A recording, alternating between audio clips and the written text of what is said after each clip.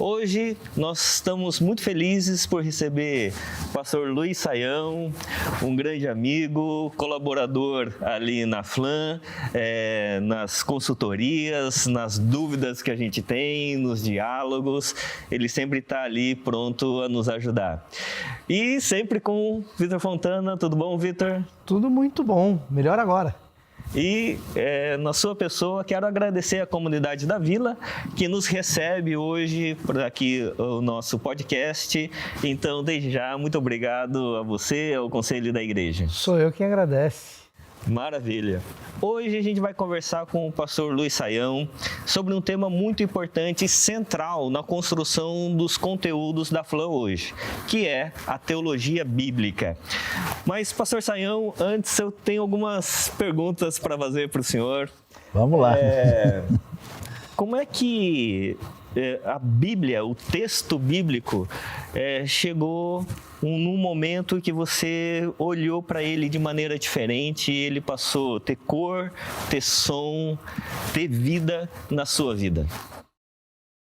Olha, a minha história pessoal, ela é um pouco diferente, né? Eu tive uma vida muito difícil, muito atribulada, eu não vivi com os meus pais biológicos, eu fui vivendo em casa de parente, né, diferente, e eu não tive uma formação cristã ou evangélica, né?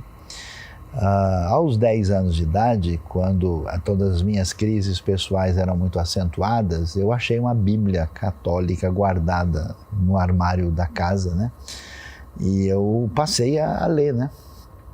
Inclusive li desesperadamente, uma quantidade enorme, em poucas semanas eu tinha lido 350 páginas da Bíblia com 10 anos e meio de idade, né? Tal era a minha, até o ponto que eu fui aconselhado a deixar isso porque não era uma coisa tão boa, né? O pessoal não era tão fã assim dessa leitura acentuada. Mas eu, né, diante desse cenário, não cheguei, vamos assim dizer, a lugar nenhum. E eu um dia, na minha total ignorância, eu resolvi fazer uma oração. Eu falei, Deus, se o Senhor existe, por favor, faz alguma coisa que minha vida parece não ter nenhum sentido. E Deus fez, de modo que eu fui convidado para morar com um primo meu médico no interior do Tocantins, na época, né? E aí,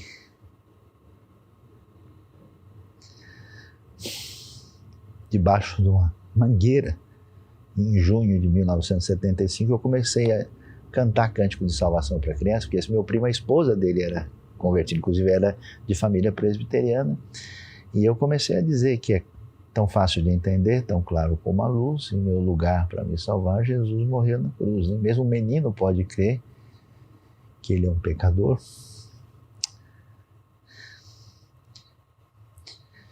E Jesus Cristo receber como seu Salvador. Quando isso aconteceu, eu tive realmente um milagre da conversão, sem entender o que estava acontecendo. Eu lembrei de tudo que eu tinha feito de errado e de pecado na minha vida com 12 anos e eu fiquei, caramba, como é que pode ser isso, né? E como é que Deus se importou comigo? Se nem meus pais não tiveram essa possibilidade e Deus fez isso comigo, aí eu perdi o senso do tempo e chorei por um tempo indefinido. E no dia seguinte eu acordei como se eu estivesse chegando no mundo pela primeira vez, né? E o que acontece? Eu então fiquei maluco, eu falei, queria fazer duas coisas, eu queria conhecer, né, quem foi que me atropelou, de onde veio esse negócio, o que aconteceu comigo, e eu queria que acontecesse com todo mundo. Então eu queria converter a cidade toda, um moleque baixinho de 12 anos de idade chegando para os adultos, não, você tem que ir lá na igreja comigo, você precisa escutar, né? E o cara falou, esse cara é maluco, né? E com certeza. E aí eu passei a ler. Eu me lembro até hoje, eu comecei a ler um Novo Testamento, vamos dizer, comum, né? E tendo dificuldade, eu achei, na época já tinha saído o Novo Testamento da linguagem de hoje, né? Aí eu peguei aquilo, e eu me lembro, eu li ele inteirinho, pouco tempo, um mês eu tinha lido ele todo, né? E eu fiquei muito animado demais, até eu me lembro quando eu comecei a ler pela primeira vez o Apocalipse, eu falei, nossa, que coisa impressionante. Então, essas coisas eu não entendia, mas isso vai acontecer. Então eu fui extremamente impactado, tão impactado, que nesse momento eu comecei a tentar aprender inglês, porque lá na região, a região amazônica, a gente só pegava rádios ondas curtas. Então a gente pegava rádios internacionais e estrangeiras, inclusive pegava a Family Radio Station, que mandava programação. Eu escrevi para eles e ganhei o Novo Testamento em inglês. E aí eu comecei no braço, na unha, lendo o Novo Testamento, comparando. Com 12 anos. É isso, e aí já 12 para 13, né, crescendo. E falei, não, eu preciso, né, aprender, porque tem muita coisa interessante. E aí eu fui, né, e passei a frequentar a igreja com muita atenção. O meu pastor, eu tive uma oportunidade muito grande, ele era tradutor da Bíblia para os xerentes, o Gunther Krieger. E ele era um sujeito poliglota, né, eu achava impressionante, eu via ele conversando com os xerentes, assim, né, e também na biblioteca, na casa dele, tinha livros em línguas diferentes, e aí eu comecei, né, a ter mais interesse e eu passei a ler a Bíblia. Quando eu li o texto, eu fiquei lá até 17 anos. Aí eu tomei uma decisão, falei, o que eu vou fazer da minha vida? Eu entendi aos 13 anos que Deus queria que eu me envolvesse com o ministério de dedicar a minha vida a Ele. Aí eu tinha intenção de estudar física, ciências assim, exatas, mas eu falei que eu não acho que eu vou conseguir fazer muita coisa com isso. Então eu fui estudar linguística e estudar hebraico na USP. Eu entrei com 17 anos na USP. E quando eu comecei a estudar hebraico, um negócio bizarro, parecia que aquele negócio estava meio dentro de mim. Eu me identifiquei tão bem com o negócio que eu fiz um hebraico optativo, eu falei, caramba, esse negócio é muito legal. E aí, então, eu fiz um outro vestibular para entrar e fazer o hebraico completo, né? E aí que eu comecei a pirar. Por quê? Eu tinha a minha realidade pessoal, eu tinha a minha convivência de igreja, eu tinha as pessoas que eu conversava com os problemas, tinha o texto bíblico, e eu não conseguia encaixar. Aí eu comecei a perceber o admirável mundo evangélico, né? Então tem o pessoal que diz isso, o outro diz isso, esse aqui fala mal daquele lá, esse negócio aqui, não, mas tem a liberdade humana aqui, tem a soberania divina aqui, não, tem o pessoal que é avivado, tem o pessoal que é tradicional, tem... E eu passei por momentos assim muito intensos, né, e que eu não tinha assim condições de achar caminhos. E eu passei momentos muito profundos de busca de uma espiritualidade maior, decepção. Eu passava, assim, literalmente horas chorando. Deus, como é que eu vou achar um caminho adequado, né, em relação a todas essas coisas? E nesse processo todo eu fui lendo, aprofundando, aprendendo mais hebraico. Depois fui fazer seminário, né? E claro que acho que do ponto de vista assim, do encaminhamento bíblico, que me fez diferença quando eu conheci o Shed. Quando eu conheci o Shed, eu estava acostumado a ouvir pregadores, e eu mais ou menos assim, eu olhava, eu via o cara 5 minutos e falava, já sei qual time que ele torce, eu sei qual camisa que ele veste, né? Eu comecei a ouvir o Shed e eu falei, eu não estou achando a camisa dele, eu não sei qual que é. Porque um dia ele falava de um jeito, fala, não, olha, ele é um batista tradicional. Outro dia ele falava, não, isso aqui é um reformado calvinista. Outro dia ele falava, não, isso aqui é um avivado assembleiano. Outro dia ele falou, ele não é nada que eu conheço, né? E aí eu comecei a ver, não, ele simplesmente mexe no texto, passo por passo, apresenta o pano de fundo, mostra o que está acontecendo lá. E aí me impressionou muito também 2 coisas. Um era que era, vamos dizer assim, a vida piedosa dele, né? Eu vi o Shed fazer coisas assim que ninguém nunca viu, e escondido, sem ninguém saber.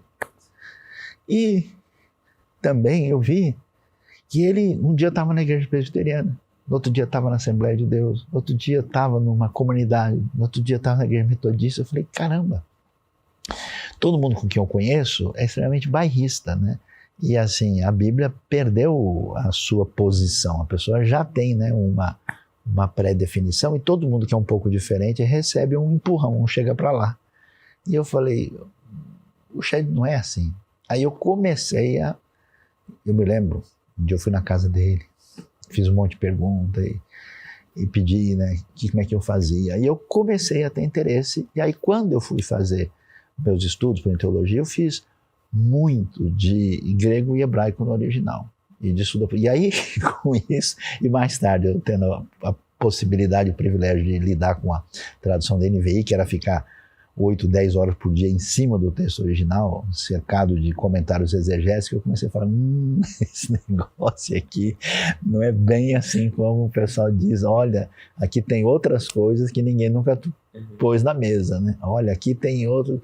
E assim, eu acho, sinceramente, que eu não fiz muita coisa, o máximo que eu fiz foi atrapalhar, né? Mas Deus, de alguma maneira, pela sua misericórdia, abriu um caminho que aos poucos eu não só fui achando a Bíblia, e acho mais importante sendo achado por ela. E aí, então, por isso, realmente eu tenho uma empatia, assim, muito significativa com o texto bíblico, e depois de tantos anos exposto a todo tipo de pensamento crítico, eu tenho uma admiração profunda, assim, pela sabedoria incrível que você encontra por trás do texto quando ele é lido de uma maneira em que ele pode falar com sintonia com a gente. E como é que é a vida cotidiana? O senhor é um estudioso da Bíblia, uma das referências no Brasil, na América Latina, no mundo. Mas como é que é a sua vida devocional com o texto?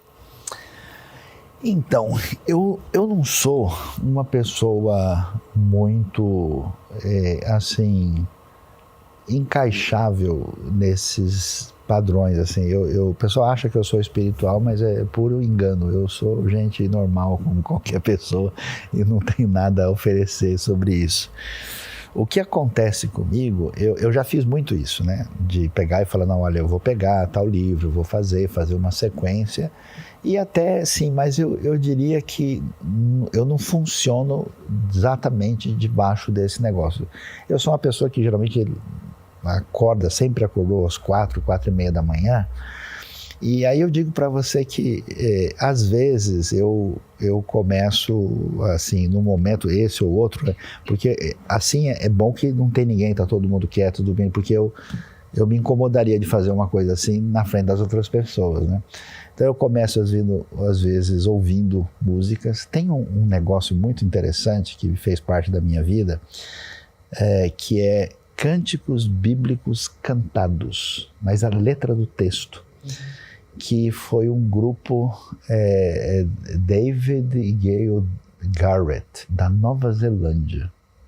Isso teve um impacto tão impressionante para mim. Então, nos momentos em que eu poderia dizer assim, que eu queria ter uma conexão devocional com Deus, eu começava a escutar isso. E aí, eu sempre orei, né? E oro, mas assim, eu não entendo bem como funciona esse negócio de oração. É um negócio misterioso, porque às vezes eu oro e eu acho que aquilo não serviu para nada, né? Acho que é uma coisa assim que funciona, eu mesmo saio desacreditando da minha oração. Mas tem hora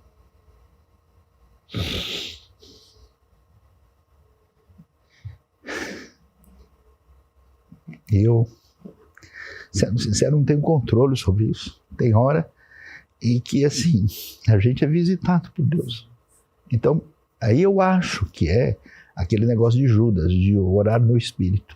De repente, você tem uma coisa dentro de você, você lembra das pessoas, você lembra das situações e meio que aquilo, sabe, expande, vai, né? E atua assim. Então eu tive até algumas experiências na vida que eu considero realmente fora da caixa, né? Por exemplo, um dia eu estava em Jerusalém e eu estava com um grupo de igreja chinesa do Brasil. A gente foi lá e tal. E tinha chineses e outros, era um grupo mesclado de gente de todo tipo. E aí, cara, eu vou lá no quarto para tomar um banho, preparar para jantar e me veio um negócio de começar a pensar na China. E na China, quantos milhões de pessoas, não sei o quê. E eu falei, cara, eu tô ficando louco, é a síndrome de Jerusalém, eu tô xarope, já era, né? E eu comecei no coração a orar por isso. Quando eu desço, aí eu encontro o pastor Shen na ocasião, ele vira para mim e fala, olha, encontramos um grupo da China aqui. E eles estão tão impactados com a visita, a viagem aqui, que tem uma pessoa que quer batizar.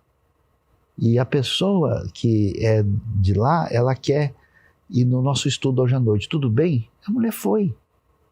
E aí eu dei o estudo, e no final das contas, eu ia falar com ela, ela saiu antes, eu achei que ela tinha ido embora, passaram 2 dias depois, eu estou num hotel que cabia 900 pessoas, com um salão gigante, eu dou um passo para trás, eu bato com ela, eu viro. Eu achei que a mulher já tinha ido embora. Aí eu converso com ela e falo, por favor, ajude a China. A gente não tem material, não tem estudo. Por causa disso surgiu o Rota em Chinês.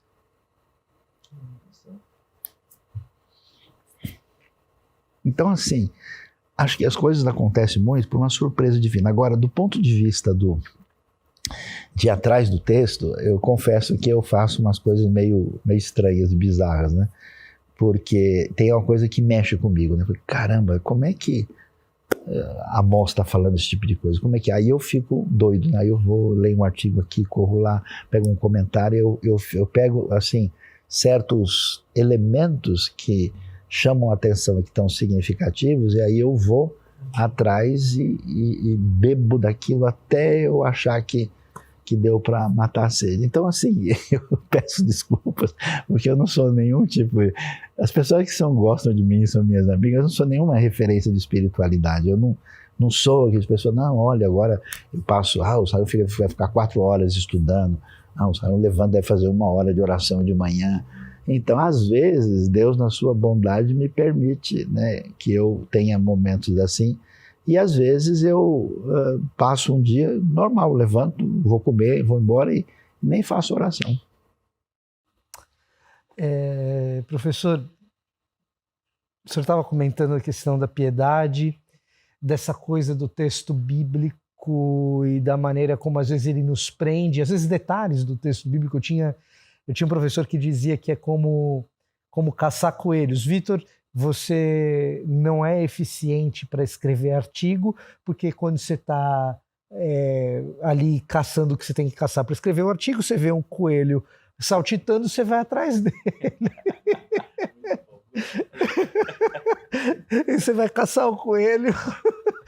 E eu sei que isso, quando você estava falando sobre essa questão de repente o texto te sugar e você vai para o comentário, para um artigo acadêmico e tal, eu me identifico muito com essa... Então, mas você sabe, assim, né, fazendo um contraponto aqui, às vezes é o coelho e às vezes é o diamante, às vezes não tem coelho, é o elefante, entendeu? Então tem coisa que você fala, caramba, achei, esse é o ponto do negócio. Quer ver um exemplo disso?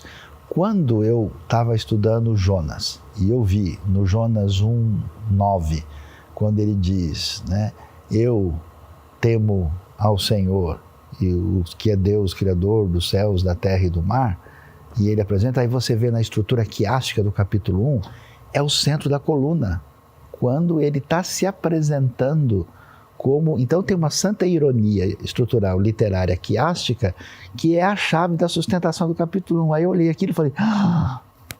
Aí tipo, achei. Aí eu comecei a ficar xarope, né? Então, olha, então, deixa eu ver mais, será que tem mais alguma coisa assim? Então é um coelho mais abençoado. E o que eu ia te perguntar, professor, é o seguinte... quando você menciona o Shed, me vem à mente alguns, além dele, que tiveram, ao longo do tempo, essa capacidade de circular em diferentes ambientes da igreja brasileira, abençoá-la, e o seu nome está entre essas pessoas, mas também me vem à mente Ronaldo Lidório, Hernandes Dias Lopes, que são pessoas que, às vezes, a gente está numa roda de conversa e a gente mesmo se flagra falando, poxa vida, olha só, semana passada o Hernandes estava nesse lugar, com essa bandeira aqui, e agora ele está nesse outro, esses dois grupos só falta entrar em guerra um com o outro, mas o Hernandes está em um e está em outro também. O que eu queria te perguntar, professor, assim, quando eu vejo o senhor falando a esse respeito, quando eu lembro da figura do Shed, do Ari Veloso, quando eu vejo o Ronaldo, quando eu vejo o Hernandes, Jeremias, outro bom exemplo, eu percebo que na figura da exposição e da teologia bíblica, nomes como o seu, do Hernandes e do Ronaldo, acabam tendo essa penetração porque o povo tem sede de Bíblia, mais do que de teologia, talvez. Eu sei que essa separação ela não é muito clara para todo mundo e talvez seja um pouco artificial também. Mas parece para mim, eu não sei, no meio do seu anseio por procurar as coisas se encaixando, porque a Bíblia parece tão distante às vezes da nossa experiência evangélica, como que foi a tua percepção hoje mais nessa jornada de fato estar em muitos ambientes de bandeiras diferentes? Perceber que, poxa vida, parece que o povo se distancia da Bíblia nas suas tradições, mas é um povo ainda que tem muita fome de Bíblia, que quer Bíblia. Se não, pessoas como Hernandes, como Ronaldo, ou como Gerê, que na sua irreverência, alegria, consegue trazer texto bíblico para as pessoas entenderem e tal. Senão essas pessoas não teriam a penetração que têm. Então, a impressão que eu tenho é que, assim, parece que boa parte do nosso público cristão evangélico é como quem começou a desenvolver catarata, assim, sabe? Toda a tradição, quando ela começa, a maior parte das tradições evangélicas, elas vêm de um vetor altamente positivo. Você vai ler a história do metodismo, você vê o que o John Wesley faz, você vê Calvino em Genebra, você vê as tradições, mesmo toda a luta de Lutero no começo, os anabatistas, os outros, os menonitas. Só que, assim, dois problemas acontecem nesse cenário. O primeiro é que, em função de descoberta de algumas fontes de água que são boas, você tem uma setorização limitadora. Então, assim, pessoal, agora a gente estabelece, é isso aqui. E aí, uma coisa que é muito definidora da realidade no contexto europeu pós-século XVI é a busca de uma referência de identidade, que vai, né, coincidir com todo esse processo de nacionalismos na Europa. E aí eu preciso saber o que eu sou. Bom, se eu sou batista, quer dizer que eu não aceito quem batiza com pouca água. Quer dizer que eu não... A minha identidade começa a se tornar os elementos menores e os elementos maiores. E aí você fecha, aí você pega a catarata de vez e não enxerga mais. Só que o coração humano continua precisando de Deus, continua precisando de beber de Cristo, continua precisando das coisas fundamentais. E é esse processo que às vezes descamba ou para o legalismo, ou para o misticismo, ou para o sectarismo, ou para qualquer tipo, que eu diria, de enfermidade teológica, vamos dizer, eclesiástica, ele deixa as pessoas literalmente passando fome. De repente tem alguém que operou a catarata, que saiu da sua caixinha. Ele fala, caramba, aquele luterano ama Deus tanto quanto o assembleiano.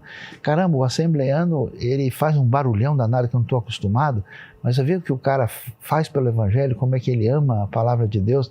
Então, a pessoa abre um caminho, aí ela começa a, eu diria assim, deixar a água circular, abrir, né? E quando a gente consegue fazer isso, por exemplo, uma coisa que nem o Hernandes, o que eu acho admirável no Hernandes, porque algumas pessoas podem soar assim, o cara é um camaleão, né? Em cada lugar ele se porta de um jeito porque ele é político, mas não é o caso.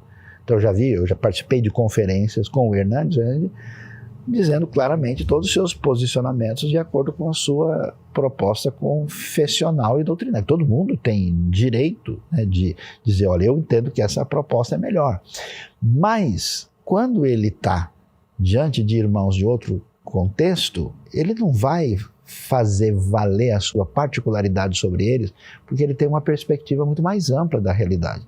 Então, nesse sentido, a gente precisa lembrar da frase que é tão batida, que aquilo que nos une é muito maior do que aquilo que nos distancia. E nesse sentido, a gente precisa de um sola escritura reforçado.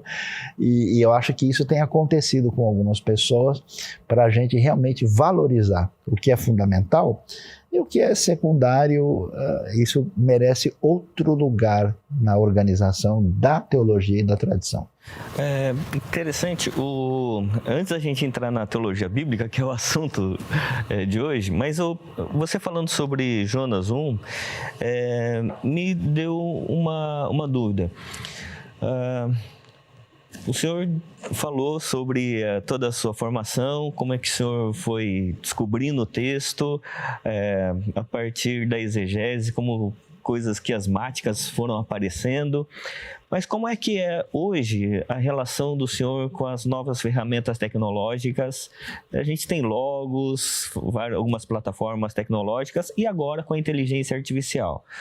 Como é que essas ferramentas, tanto da tecnologia quanto da inteligência artificial, podem contribuir para os teólogos exegéticos que estão vindo? Olha, as ferramentas são muito bem-vindas. Eu tenho uma crise com o pessoal excessivamente tradicionalista, né, que sofre de pretéritofilia incurável, que o pessoal diz o seguinte: olha, no século XV fizeram isso, no XVI, no XIX e tal, e as pessoas parece que se recusam a acompanhar a marcha da história, né? Então, assim, o que a gente tem, né, de desdobramentos que são derivados das pesquisas arqueológicas e histórias linguísticas é um negócio monstruoso, né? E o que a academia tem produzido hoje, em termos de material, não só linguístico, exegético propriamente dito, é qualquer coisa de louco, né? Só para citar, né, eu me lembro como eu caí o queixo quando eu conheci a Theologische Reale Enzyklopädie na feira do livro de Frankfurt Buchmesse, né? Os caras fizeram, em pouco tempo, uma enciclopédia teológica de 40 volumes, cada um tem 1000 páginas. Coisa de louco, né? O artigo sobre o Egito tem 80 páginas, é um livro. Então, assim, você vai olhar, né, todos os detalhes, né, os dicionários teológicos recentes, linguísticos, muito importantes para a exegese, como o Louinaida do Novo Testamento para a questão, né, de domínio semântico da língua, o material exegético do Bautz Schneider, que a Erdemanns publicou em inglês e também veio do alemão, Boteweg e Hingren, um negócio desse tamanho gigantesco, né? Então todo esse material hoje você tem à disposição nesses grandes plataformas como Logos, né, e outras paralelas, que permite que você faça pesquisa de maneira muito mais eficiente, mais adequada, achando, conectando, procurando por palavra, por frase, por tema. Então são coisas muito valiosas, importantes e significativas, né? Com relação à inteligência artificial, eu tenho lá ainda alguns pontos de interrogação. Continua sendo artificial. Por quê? Porque eu tenho a minha própria peculiaridade, o meu próprio jeito de ser. Então, nessas minhas pessoas que fazem pesquisa comigo na internet, cada hora sai uma coisa diferente. Inclusive, eu fui denominado como um dos principais teólogos calvinistas do Brasil, um dos principais teólogos arminianos ao mesmo tempo. Isso é maravilhoso. É um dispensacionalista milenista, né, professor? Muito bom, muito bom. Esse aí é pró-tribulacionista, ele quer ver confusão, né? Aí eu vi o negócio, né? E eu falei, caramba, né? Então algumas pessoas fizeram coisa artificial a meu respeito, me mandaram. Eu achei engraçado, porque a inteligência, ela trabalha em cima de dados disponíveis. Então, a ferramenta em si é interessante, né? Inclusive eu conheço missão assim que usa, e eu vi até fazer e fez muito bem feito. Se colocarmos a base de dados adequada, sim, e trabalhar em cima disso, e depois dar uma boa revisão e ajustada, acho que a gente tem condição, mas não pode, porque o meu receio, com todo respeito, né, eu vou falar mal um pouco do nosso povo assim, eu recebo gente direto falando, especialmente no sábado, que o cara vai pregar domingo. O que diz o texto tal, né? E pedindo assim, tipo, porque o cara tá fazendo sábado às 10 da noite, ele tem que falar domingo de manhã e tá, né? Então imagina com muita gente nossa que deixa as coisas para a última hora, não vou dizer de que país eles são, né? Esse pessoal com inteligência artificial, o cara vai lá e joga um negócio e sair amanhã ele prega. Aí fica complicado, não dá para ser assim. Não, maravilha. Uma coisa, professor, nessa coisa das ferramentas que eu acho que é às vezes bom salientar, é que a gente não pode depositar na força da ferramenta a sabedoria do ser humano. A sabedoria do ser humano é uma coisa, a força da ferramenta é uma outra. E a gente ter a força da ferramenta é extraordinário. Agora, mesmo quando a gente fala dos dicionários, das enciclopédias, dos comentários, coisa que a gente tinha tanta dificuldade de ter acesso 20 ou 30 anos atrás. Eu lembro quando a minha primeira aula de seminário foi com o Saião, um intensivo de Levítico. Eita! Uau, né? Não sarou até hoje. Tá vendo só o que aconteceu, professor? Quando me criticarem, eu vou falar que o senhor que é o responsável. Mas, e eu lembro a época de eu ter ficado fascinado com aquilo e falado assim, poxa, eu tenho que ir atrás de um comentário de Levítico para valer. E o que na época foi possível para mim era do Gordon Wenham. Da coleção da Vida Nova lá.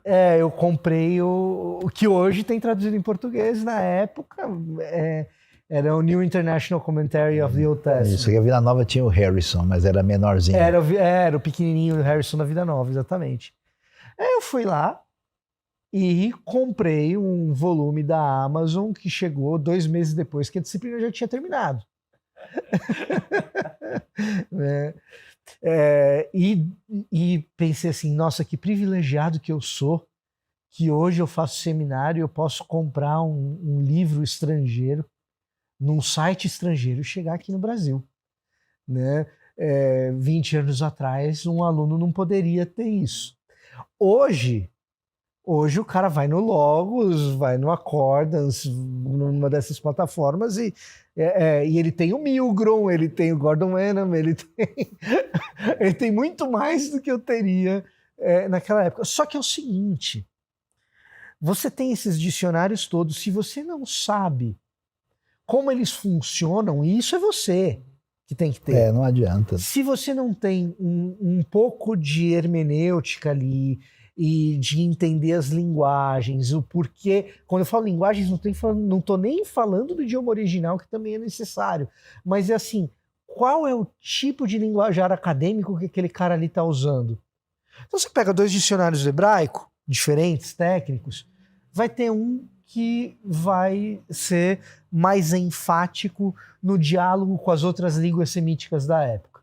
Vai ter outro que vai ser mais enfático nos usos daquele vocábulo hebraico ao longo do texto bíblico. Se você não sabe o método de um, método de outro, você se perde no meio daquelas informações. Então, a ferramenta ela é maravilhosa, ela é incrível, extraordinária. Que bom que tem hoje. Queria eu, quando estava começando lá no seminário, na turma de Levítico do Saião, ter tido acesso a tudo isso.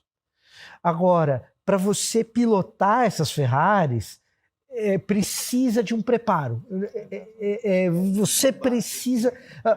porque esse vocábulo ele tem uma similaridade com tal outro vocábulo no ugarítico. Cara, se você não sabe onde era o ugarit, talvez isso não seja tão útil para você.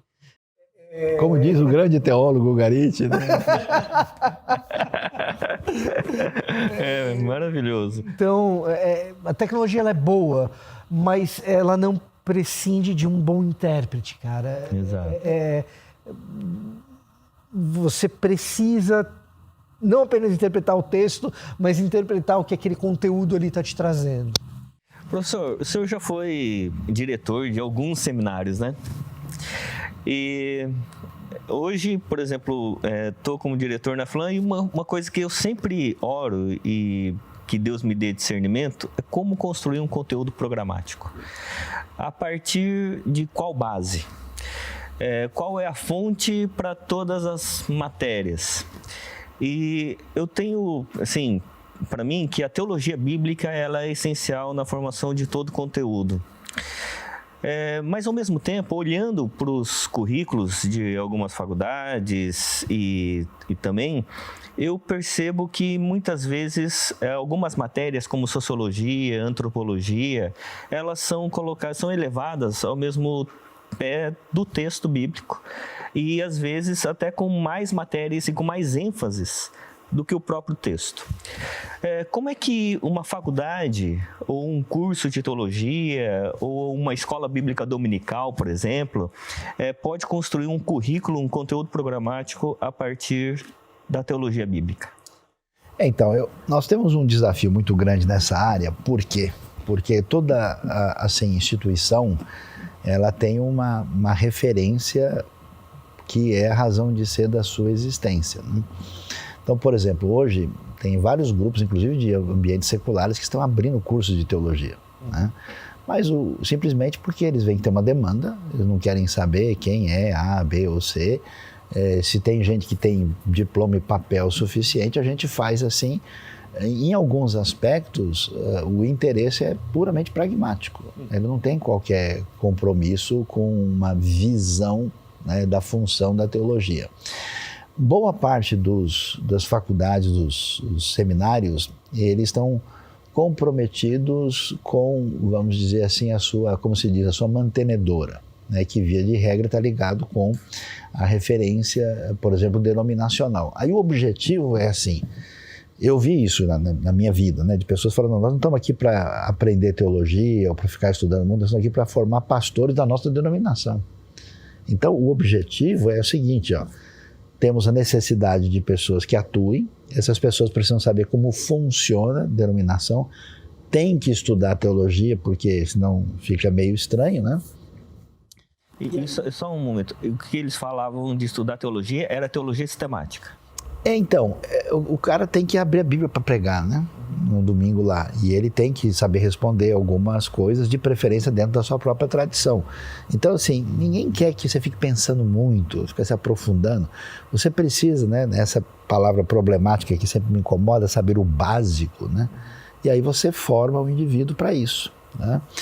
E em outros contextos, aí sim, eu acho que nós temos dois desdobramentos complicados. Um que é o predomínio da sistemática, aí dependendo do grupo, né, o cara vai lá de Berkauer ou de Gruden ou qualquer outro teólogo aí, Berkhoff, que ele vai escolher, né, e aí você tem, eu diria que é a proposta, né, porque eu nem vejo as faculdades estudando teologia com profundidade, sinceramente. Então, por exemplo, você fala para o cara, escuta, o que você acha dos teólogos da Igreja Ortodoxa, do ambiente da Europa Oriental? O que você pode dizer sobre os pais capadócios? Qual é a teologia da latinidade medieval? Ninguém sabe dessas coisas, raríssimo isso. Você estuda assim, aquela coisa meio limitada e uma sistemática meio padrão, onde você amarra e limita as coisas. Então, ou vai, porque eu acho que é mais um caminho dos ambientes mais tradicionalistas, ou a onda secular, que fez o seguinte, na verdade, a teologia ela tem um papel multidisciplinar entre as diversas humanas. Então, é filha de uma perspectiva fenomenológica que eu acho que está deslocada de lugar aqui nesse contexto. E aí você faz a teologia meio que ressoar os pontos fundamentais que vêm de uma determinada filosofia, da perspectiva da sociologia, da psicologia. Então, alguns grupos, algumas escolas ou instituições começaram a ser assim, quase que um curso de ciências humanas aberto para discutir com o sagrado. Entendeu? É quase assim, mais Mircea Eliade e Rudolfo Otto do que qualquer outra coisa. E aí, o que eu achei curioso em algumas experiências que eu tenho visto, é que essas pessoas não conhecem nada de Bíblia, propriamente dita, né, que é a referência fundamental para quem está num contexto de teologia que a gente chama evangélica. Agora, se nós somos, de fato, estamos numa sintonia com a proposta que é enfatizada na Reforma, de que é sola Escritura, de que a Bíblia é referência de fé e prática, não tem como você não colocar a Bíblia no seu devido lugar. Os outros temas são importantes? Sim, eu gosto demais de filosofia, eu tenho lido de tudo na minha vida, mas assim, se a gente quer pensar em como eu devo lidar com a realidade de Deus, com a realidade da vida humana, com a realidade da situação de fracasso, de queda humana, de redenção e de salvação, aquilo que é a proposta bíblica macro, né? Não dá para eu colocar isso fora do centro. Aí sim, então eu sinto falta hoje em muitos ambientes, né? Primeiro, de entendimento do que é uma teologia bíblica, né? Do valor da exegese de beber dos textos originais e até mesmo, né, de estudar livros mesmo com intensidade teológica, porque foi uma experiência muito boa que eu tive na minha vida, né? Tanto com o grego como o hebraico, mesmo assim, exegese que era dada aberto, sem exigir da classe todo um conhecimento de línguas originais mais profundo, mas que você tem toda a condição. E quando você entende de fato o texto bíblico, vê o que está por trás, quais são as preocupações, que tipo de pergunta está sendo apresentada, qual é a resposta, e você, aí sim, tem a sensibilidade missional de entender o mundo à sua volta, aí você pode fazer a ponte, né? Então não dá para você abrir mão de estudo bíblico aprofundado, de devoção e piedade e de missão. Maravilha. Ouvindo o professor falar, eu estava pensando aqui, existem coisas nesse universo teológico que são fascinantes e às vezes o fascínio que a teologia exerce faz com que a gente mergulhe nesse mundo e deixe até a Bíblia às vezes um pouco de lado, né? O Eliade é um cara desses. Só que assim, quando você pega o Eliade, quando você pega o Rudolf Otto, você pega Mary Douglas, as pessoas sabem Bíblia mais do que quem está lendo eles.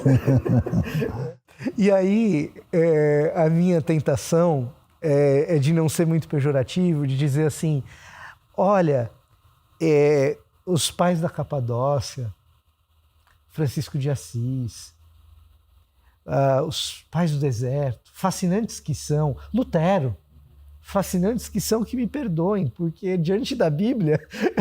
São café com leite. Uma coisa são os pais, outra coisa é Isaías, sabe? Né? E às vezes a gente acaba perdendo um pouco da riqueza do texto bíblico, porque essa riqueza, ela exige um grau de tempo e dedicação que é, de repente, você ter repertório suficiente para chegar em Jonas 1 e saber o que é uma estrutura quiástica. Exato, não vai ver nada. Né? Saber o que é uma estrutura quiástica. Esse fascínio por Jonas 1 que o professor teve, eu me lembro de lendo Bruce Waltke comentando Torre de Babel, Gênesis 11, eu olhar para aquilo e falar, não é possível que o cara lá no Antigo Oriente Próximo, sem energia elétrica, sem computador, que o cara produziu algo de tal requinte literário, da complexidade que isso daqui, que o relato de Babel tem. Que o relato de Babel, ao mesmo tempo, tem paralelismos e estrutura quiástica. E aí, para quem sabe do que é o paralelismo e estrutura quiástica, mas como que o cara... Quem não sabe tem que estudar na FLAM ou numa outra faculdade boa. Pronto, né? Mas é isso. Agora, me parece também, eu não sei se eu vou te jogar numa sinuca, professor. Mas, opa, vamos lá. Mas me parece também que existe algo que é acessível para quem não conhece os idiomas originais, para quem não passou por uma escola de hermenêutica muito extensa. Existe algo de fascínio no texto bíblico que é acessível para o cristão leigo comum, pelo qual a gente poderia começar na introdução teológica, que é a conexão da grande narrativa, que é mostrar para as pessoas que existe uma coerência de Gênesis até Apocalipse, que existe uma história a ser contada, e essa história, quando ela é corretamente contada, quando a gente explica para ela, por que Jesus ressuscitou? Qual que é o sentido de você colocar a ressurreição no centro do negócio? E que isso a pessoa não precisa ter essa minuciosa base de repertório para ser capaz de captar, e que muitas vezes a gente se perde nas confissões que são importantes, a gente se perde na estrutura teológica, essa teologia sistemática que o professor estava trazendo. No fundo, ela é uma introdução à teologia. Esses livros que a gente chama de teologia sistemática é a introdução à teologia. E a gente fica nisso, e me parece que a gente poderia, de repente, começar por, olha, deixa eu te mostrar como esse livro que você tem na mão faz sentido de capa a capa. E isso daqui dá para fazer? Eu acho que faz sentido. Acho que é muito importante essa sua palavra, porque senão a gente caminha para uma espécie de gnosticismo elitista. Não, se o cara não estudar 1 milhão de coisas, ele nunca vai poder ler a Bíblia. Então o cara desanima e fala, não, olha, então deixa, né? Eu vou cair no obscurantismo total. Então o que eu gosto de dizer muitas vezes a pessoa é o seguinte, fala, escuta, você precisa ser doutor em medicina para ter saúde? Não precisa. Então, se você tem alguém que estudou, um orientador, por isso que na igreja a gente tem aqueles que devem ser pastores, mestres que se prepararam para direcionar, você tem um médico que te orienta, então você não precisa saber se isso aqui é dipirona, se você está com ácido clorídrico, não sei das quantas, tal, elevado, e então você pode numa farmácia comprar um remédio sendo completamente leigo em química, em medicina, mas sendo bem orientado. Então, nesse sentido, por incrível que pareça, acho que eu acho impressionante na Bíblia, que apesar de a gente ter todo um caminho de profundidade, vamos dizer assim, o caqui gostoso, ele é simples. Ele é básico. Então, quando você descobre, que Zaqueu, puxa vida, o cara, ele era um chefe dos cobradores de impostos para os estrangeiros. E o cara ganhou um dinheirão de maneira indevida, ele buscou a solução nisso. E aí ele não consegue. Aí ele ouve de Jesus, caramba, a ironia, Zaqueu quer dizer puro, quer dizer que ele vem de uma família religiosa. Cara, e aí ele vai lá, ele era baixinho. Então ele sempre olhou para as pessoas de baixo para cima, aí vem Jesus e conversa com ele quando ele olha de cima para baixo. E aí Jesus vai na casa dele, quer dizer, quando você vê as coisas mais legais, elas estão disponíveis e são perceptíveis.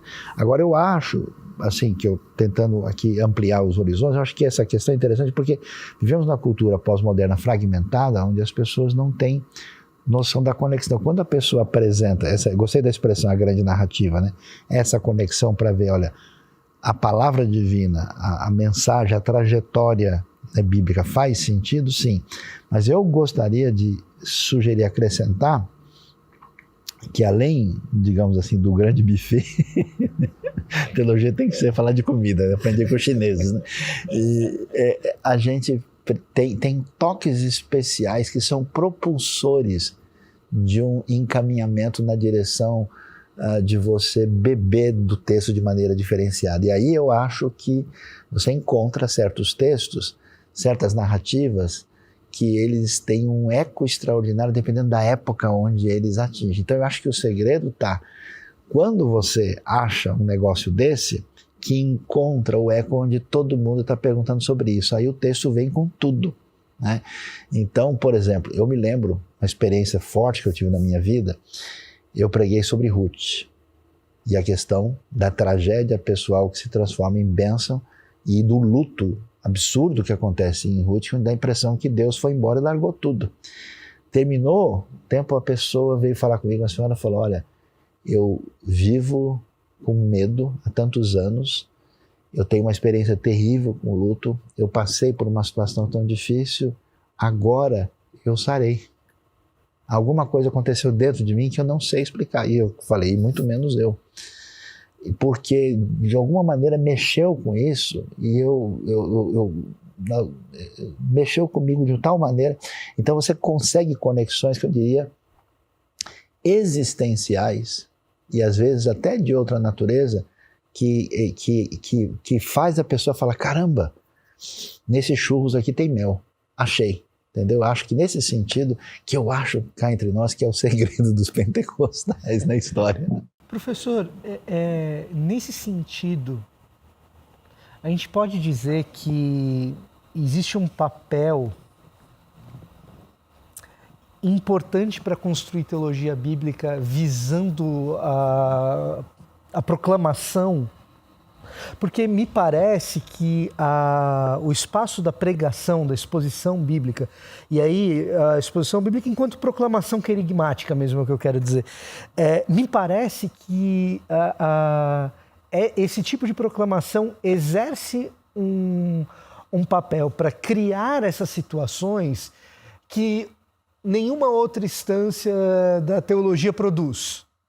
Não, com certeza não. Toda dinâmica bíblica, por definição, ela é querigmática e ela é anunciadora, né? E tudo funciona. Deus cria falando, né? A redenção se dá pelo verbo, o conhecimento de Deus é pela palavra. Todo é o anúncio, né? Eu diria que é a santa atitude subversiva do discurso que enfrenta o mundo. O caos ele é reordenado a partir da referência da palavra. Por isso a palavra cria e a palavra vence na redenção final. Agora, eu tenho uma crise, não sei se eu posso falar isso aqui, porque eu acho que a gente tem um pouco de contaminação na nossa cabeça muito ocidental, muito grega.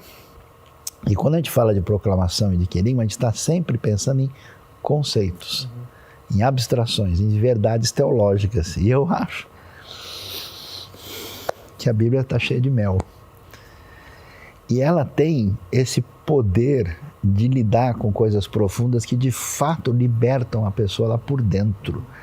Então, quer ver um exemplo disso? Poxa, você pega um Romanos. Você lê o Romanos, você está animado com a teologia, chega no final, você fala, caramba, tinta cara, pergaminho difícil. Paulo gasta um tempão só para mandar lembrança para um monte de gente. Cara, para que isso? Então você pega um comentário alemão, inglês, americano, fala sobre o Romano, não tem nada a dizer. Porque o que importa mandar saudação para as pessoas? Importa tudo. Porque é a concretização de que a coisa mais sagrada que existe no mundo é o rosto do outro. A coisa mais importante que é a pessoa. Então, existe um elemento profundamente pessoal, existe um elemento profundamente assim, profundo de coração, de relação, que eu acho que essa abstração de origem helênica, ela distancia. E aí a gente cria um negócio que o pessoal chama de teologia, que eu acho que é um afastamento racionalista do sagrado. E aí, na minha opinião, a Bíblia encanta. E quando a gente perde isso, ela perde esse impacto. Então, eu acho que nesse sentido, e ainda mais quando você pensa na realidade brasileira, onde o nosso povo vive de numa outra vibe, numa outra sintonia, e é profundamente existencial, marcado pelas crises da vida, quando você tem o que eu chamo desse engessamento, aí a gente perde a poesia. A gente tem que cantar ao Senhor um cântico novo. A gente perde essa sensibilidade e eu acho que esse tipo de coisa tem gerado o que eu vejo hoje, que é a minha dor o dia todo, que são as pessoas se degladiando por pretensas verdades. Eles acharam a pedra filosofal, a referência maior, que precisa ser defendida, e para ser defendida eu preciso matar quem está na frente. E aí você vê toda essa violência em nome da fé, e que é um negócio bizarro, né? Quando você vê a pessoa de Jesus e tudo que a gente encontra na Escritura. Então, nesse sentido, eu acho que essa teologia tem que passar no forno de novo, passar uma geleia aí para melhorar. Porque se você me permite, professor, eu penso que quando o senhor traz a canção daquela esposa do seu primo, de um menino que também pode conhecer a Jesus, aquilo ali é Romanos encarnado. Talvez mais do que uma discussão gramatical no comentário do Cranfield. Thomas Schneider. Né? Embora seja uma obra monumental, a obra do Cranfield a gente usa, não tem problema nenhum, né? Mas me parece que uma parte fundamental do querigma é a encarnação dele, e contar as nossas histórias, conhecer as histórias. Em algum momento, a gente deve, claro, tomar algum cuidado para não desvalorizar o que pessoas fizeram nos seus momentos importantes. Então, Melanchthon, por exemplo, vai tratar Romanos praticamente como uma sistematização teológica. No contexto da Reforma, isso fazia sentido, né? Agora, no século XXI, é adorável você ver Beverly Gaventa dizer: não, acho que a gente deveria ler Romanos de trás para frente. Começar pelas saudações, entender para quem que Paulo está escrevendo esse negócio. Quando você começa a entender os tipos de crises desse pessoal que Paulo está saudando em Romanos 16, lê Romanos 15, lê Romanos 14, talvez fique um pouco mais claro porque que ele começa falando de pecado do jeito que ele começa, né? E aí Paulo fica um pouco mais fascinante, eu acho, para aquelas pessoas que são detratores da teologia paulina, simplesmente porque foram apresentados a um Paulo dogmático o tempo todo. Se a gente apresenta o Paulo missionário e pastoral a elas... Mas é que tá, se a gente for fazer o trabalho da gramática e da sintaxe da literatura direitinho, a gente vai chegar nesse ponto. Não tenho dúvida. Entendeu? Eu acho que a gente está com um óculos meio filosófico emprestado de tradições e de certas propostas que tiveram pertinência no seu tempo, né? E no zeitgeist que já foi, e aí a gente acaba não conseguindo digerir. Agora, pensando nessa questão, né, de como que o texto nos afeta, como que a teologia bíblica tem ponto central, tanto na formação de um conteúdo de uma faculdade, como na nossa vida, me parece que à medida que as faculdades foram tendo superficialidade no texto, elas foram agregando ferramentas de comunicação para impactar as pessoas por meio da estética e não por meio da ética bíblica. Nesse sentido, para mim, a gente precisa menos atualizar o texto e precisamos aprofundar no texto. Com certeza. Eu acho que quem mostrou como a diferença fundamental foi o Tim Keller. Porque o Tim Keller, você vê, ele não criou nada, a igreja dele permanece como uma igreja histórica sem atrativos diferenciados, e ele trabalhou de uma maneira muito pastoral e bonita uma coisa que você vê, esse cara bebeu teologia bíblica, que ele está apresentando é extremamente fundamentado e saudável e com o coração pastoral. Então, uma das pessoas do mundo contemporâneo que eu passei realmente a agradecer a Deus pela vida dele, pelo legado que ele deixou, né? E quando, é o que eu digo, hoje você tem esse lance do gás, da Coca-Cola, né? De você fazer a máquina girar sem conteúdo nenhum. Uhum. Entendeu? A coisa, você simplesmente cria situações de efeito, as pessoas se veem envolvidas numa espécie de programação ou de uma liturgia energizante, mas aquilo funciona quase como uma catarse coletiva, sem nenhum agregamento nenhum. É diferente ser contemporâneo de entrar nessa vibe energizante vazia. E hoje está cheio de pessoas com técnicas de como você mexer com as pessoas e que não... né? Então tem gente hoje que entrou no mercado religioso com alta formação em marketing, alta formação, né, e até em business, e com nenhum conhecimento bíblico-teológico. Então isso é muito triste e difícil de digerir. O triste é que o tempo passa muito rápido, professor. O tempo passa muito rápido. Mas eu queria finalizar com uma pergunta. o texto afetou todos nós, né? Em um certo momento da vida, o texto passou a ter cor pra gente. Mas como é que foi para o senhor, que morava lá no interior de Tocantins, descobrir o texto, se encantar com o texto, se aprofundar no texto e depois levar muita gente para o ambiente onde os textos foram formados? Olha, rapaz, não faz pergunta difícil, por favor. Acho que uma das coisas mais malucas que eu tive na minha vida foi, depois de ter visitado em Jerusalém, o lugar do Pentecoste, uma semana e meia depois estar em Roraima e ver os indígenas celebrando a Deus. O que é aquilo, cara?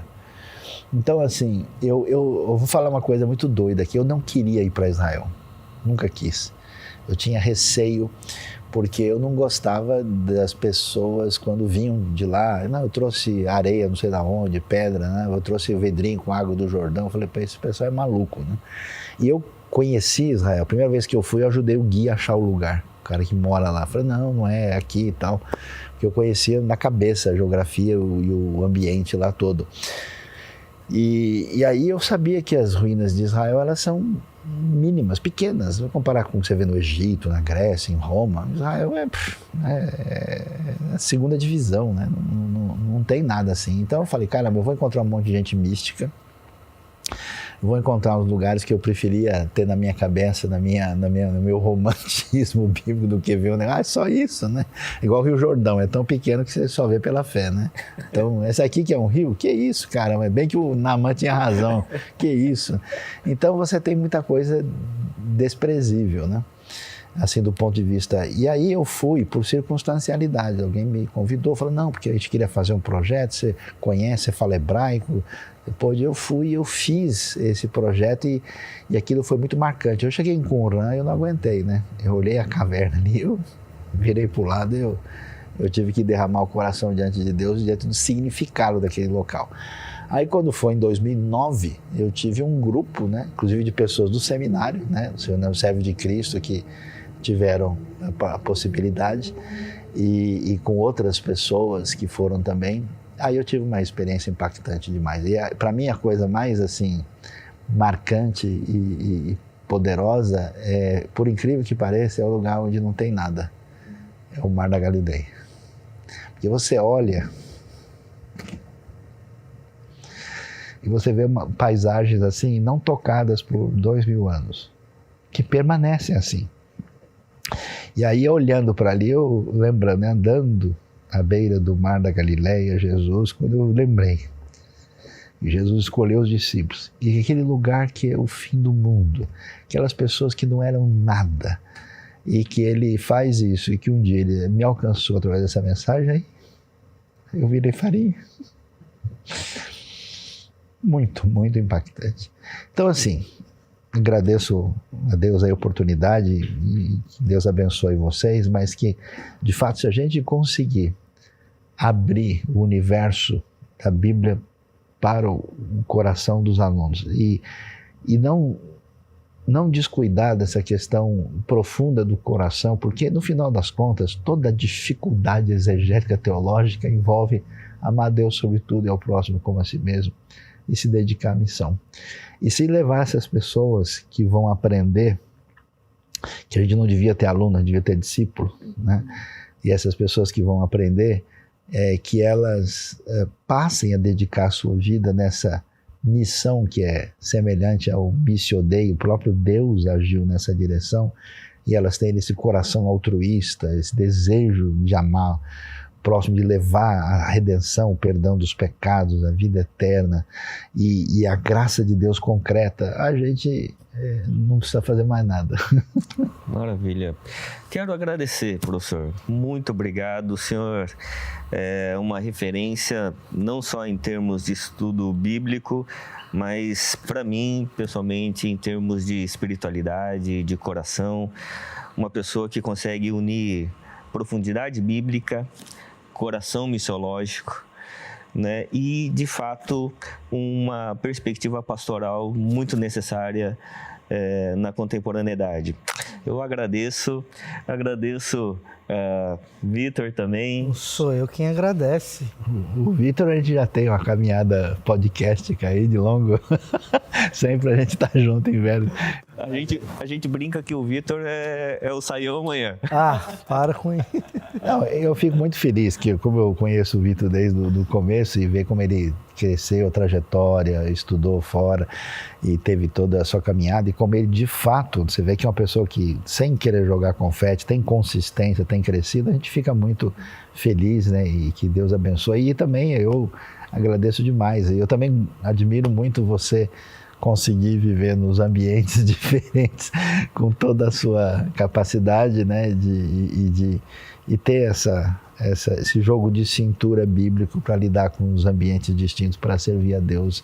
A honra é minha, né? Obrigado, Deus abençoe. Também. E obrigado e fazer menção que a Suzy Lee também está aqui com a gente, né? Uma pessoa muito querida. Viajamos juntos, né? Para Grécia, Turquia, foi então nessa grande viagem de 2009, a Suzy teve presente com esses alunos do Servo de Cristo, né? E também, como outros, a gente teve um impacto espiritual muito grande, né? E ela também cresceu muito na sua caminhada bíblica e, sob más influências, se tornou hebraísta.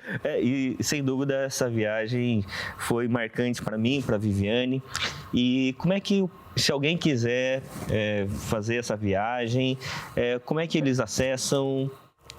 Então, a gente, né, pode ver direto na Biblos Viagens, eles têm outras pessoas que fazem, mas no caso das minhas também está lá, né? Ou então mesmo meu Instagram, vendo diretamente ou com eles, vão sempre descobrir. O ano que vem eu vou fazer uma viagem da Reforma em abril, depois em julho está previsto uma para Israel e Grécia e Turquia, que a gente deve fazer em outubro do ano que vem. Eu acho que da Reforma o pessoal da ITA vai estar lá.